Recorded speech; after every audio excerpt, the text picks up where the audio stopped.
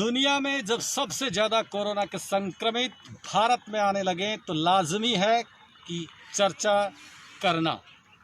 हालांकि आप और हम सब इस कोरोना महामारी की जानकारी लेने से लेकर इसके इलाज और अन्य जानकारियों को लेकर सभी हम लोग ऊब भी चुके हैं, लेकिन हाल में बीच बीच में इस तरह के आंकड़े हमारे सामने आते हैं कि उस पर बात करना ज़रूरी बन जाता है।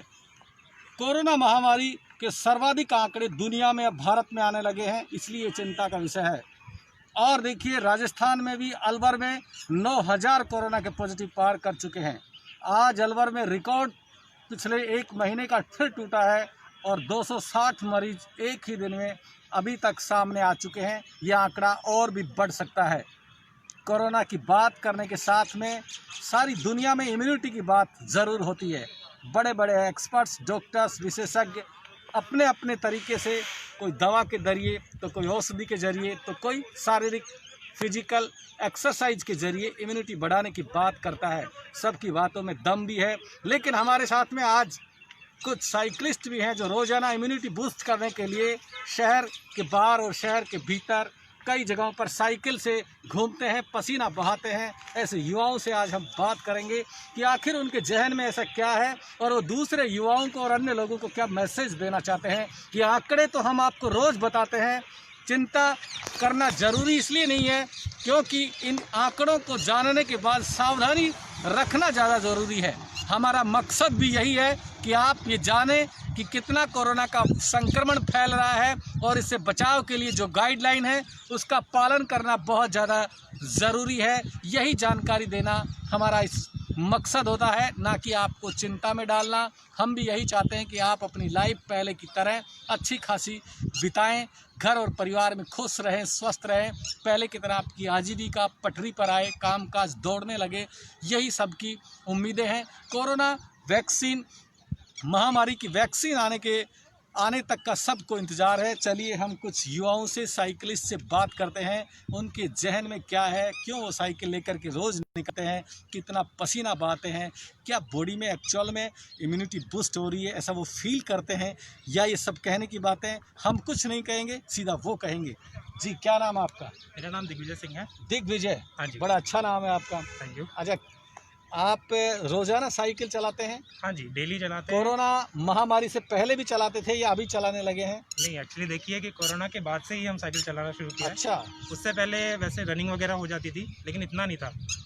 अब हमने क्या साइकिल चलाना शुरू किया है ताकि इम्यून सिस्टम हमारा कितना strong हो। किलोमीटर रोज साइकिल चलाते हैं? ये देखिए, अगर संडे होता है, संडे को हमारा ऑफ रहता है ऑफिस वगैरह का, अच्छा।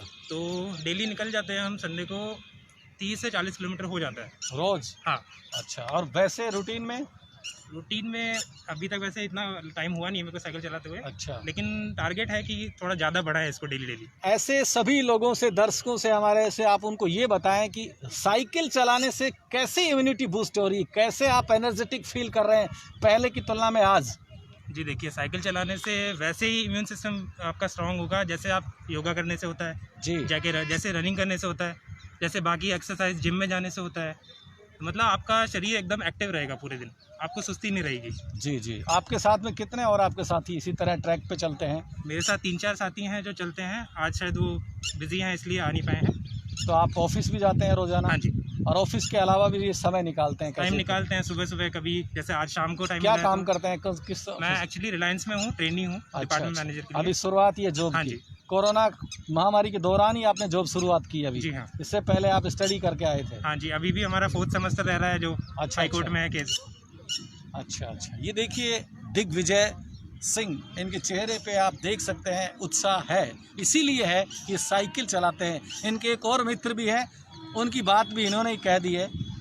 वो भी यही कहना चाहते हैं कि असल में जब तक साइकिल हाथ में नहीं होगी, जब तक ट्रैक पर हम नहीं चलेंगे, जब तक एक्सरसाइज करना शुरू नहीं करेंगे, तब तक इसके परिणाम खुद नहीं समझ पाएंगे और दूसरे के बताए हुए परिणामों को वैसा एहसास नहीं कर सकता कोई भी जब खुद प्रैक्टिस करता है। इसी को तो प्रैक्टिकल कहते हैं और प्रैक्टिस ही आदमी को परफेक्ट बनाती है, ऐसा हम सुनते भी आ रहे हैं। और इस सुनी सुनाई बात को ही हम आपको इसलिए बताते हैं ताकि आप इस महामारी के दौर में अपने आप को ऐसे तैयार करें कि महामारी को मात देने के लिए आपकी ये मजबूती बाहर आए, दूसरे लोगों को प्रेरित करे। असल में जब साइकिल पे लोग चलते हैं तो दूसरे लोग निश्चित रूप से इनको देख करके मोटिवेट होते हैं, और यही एक बड़ा कारण है कि दुनिया में कोरोना महामारी के दौरान रिकॉर्ड साइकिलों की बिक्री हुई है। ऐसा ऑथेंटिक आंकड़े भी इस बात के गवाह हैं। न केवल देश भर में बल्कि दुनिया में, राजस्थान के अलवर में भी इस तरह बड़ी संख्या में युवा अलग अलग जगहों पर साइकिल पे जाते हैं, ट्रैक पर आते हैं, ग्राउंड पर जाते हैं, कोई खेलता है, कोई एक्सरसाइज करता है। यही एक सब तरीके हैं। कुछ लोग घरों पर रहते हैं तो उनके औषधीय नुस्खे होते हैं, वो अलग अलग चीज़ों के काढ़ा बना करके भी इम्यूनिटी बूस्ट करने का प्रयास करते रहते हैं। ये ज़रूरी था, इसलिए हमने आपको बीच में बताया। हालांकि आज भी हम मोती डूंगरी पर हैं। मौसम इस वक्त बादल गिने चुने ही हैं आकाश में।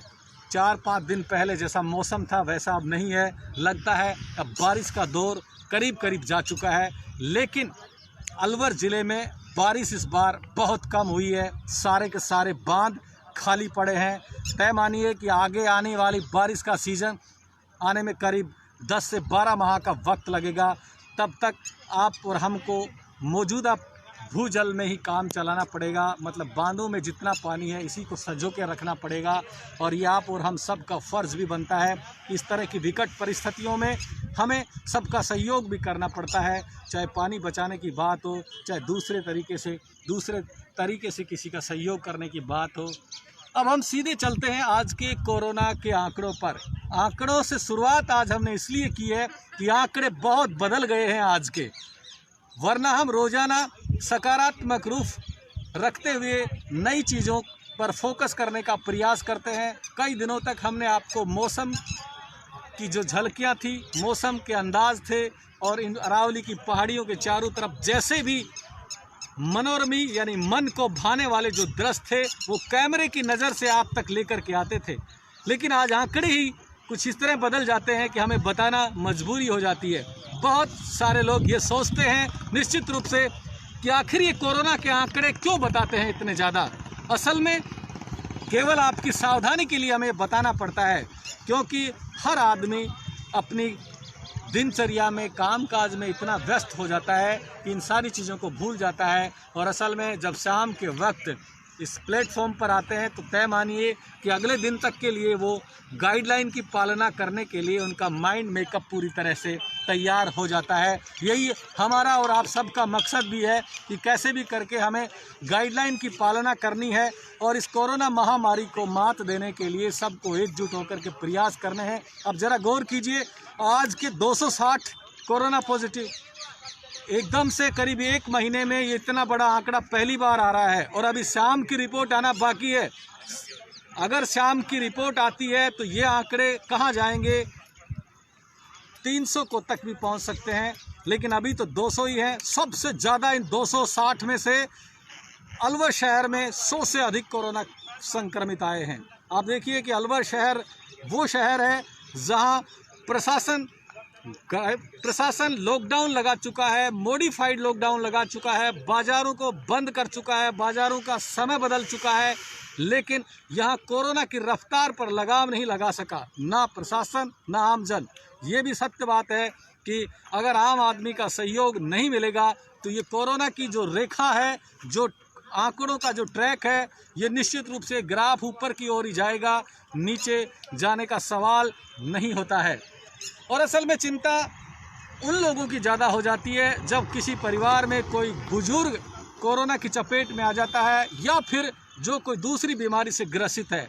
उन लोगों की रिकवरी बड़ी मुश्किल होती है। अलवर से काफ़ी मरीज़ रेफ़र भी हुए हैं, लेकिन यहाँ अभी तक अलवर ज़िले की कोरोना के मरीजों की रिकवरी रेट बहुत अच्छी है। लेकिन साथ में ये आंकड़े जब बढ़ते हैं तो चिंता प्रशासन और सरकारों की भी बढ़ती है, उनको भी नई रूपरेखा गाइडलाइन तैयार करनी पड़ती है।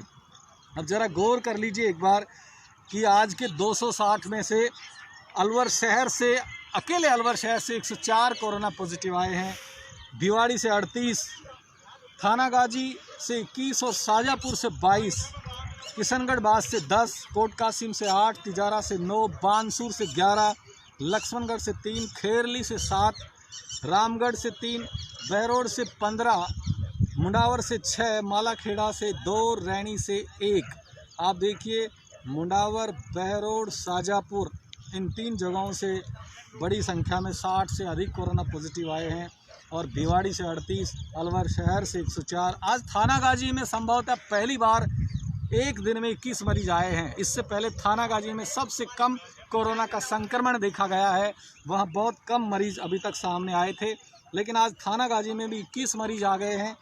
इसका मतलब पूरे अलवर ज़िले में कोरोना वायरस का संक्रमण तेज़ी से फैल रहा है और इस दौर में भी सबको दफ्तरों में भी जाना पड़ रहा है। आप देखिए जिन लोगों ने हाल ही में इंटर्नशिप ली है, मतलब हाल ही में ज्वाइनिंग की है किसी भी कंपनी में, प्राइवेट कंपनी में, तो वो भी अपने दफ्तर जाते हैं। सरकारी दफ्तर भी अब पूरी तरह से खुल चुके हैं, यानी कि अनलॉक 4 का ये दौर चल रहा है और जैसे जैसे अनलॉक हो रही हैं चीज़ें वैसे वैसे कोरोना बेलगाम हो रहा है, यानी कि लोग सारी चीज़ों से अनलॉक हो रहे हैं। तो कोरोना ऐसे लग रहा है कि पूरी तरह से खुल जाता है। अगर ये आंकड़े इसी तरह से बढ़ते रहे तो तय मानिए कि हम नहीं कह रहे हैं कि प्रशासन को आगे की रणनीति बनाने के लिए और नए प्रयास करने पड़ेंगे।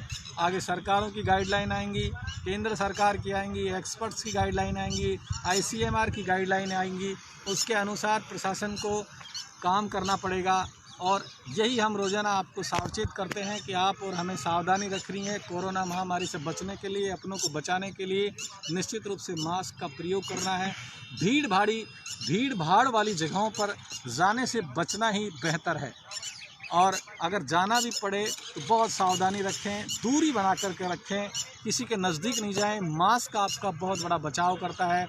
मास्क बाहर जाएं तब लगा कर जाएं, घर में आएँ तब मास्क को उतार कर उसे अच्छे से गर्म पानी, साबुन पानी में साफ़ करके कई घंटे तक सुखा के धूप में, उसके बाद ही उसको दोबारा उपयोग में हम ले सकते हैं।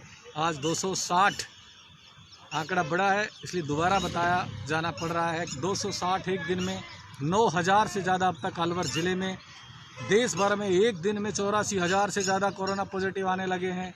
राजस्थान में अब कोरोना के संक्रमितों का आंकड़ा तेज़ी से बढ़ रहा है।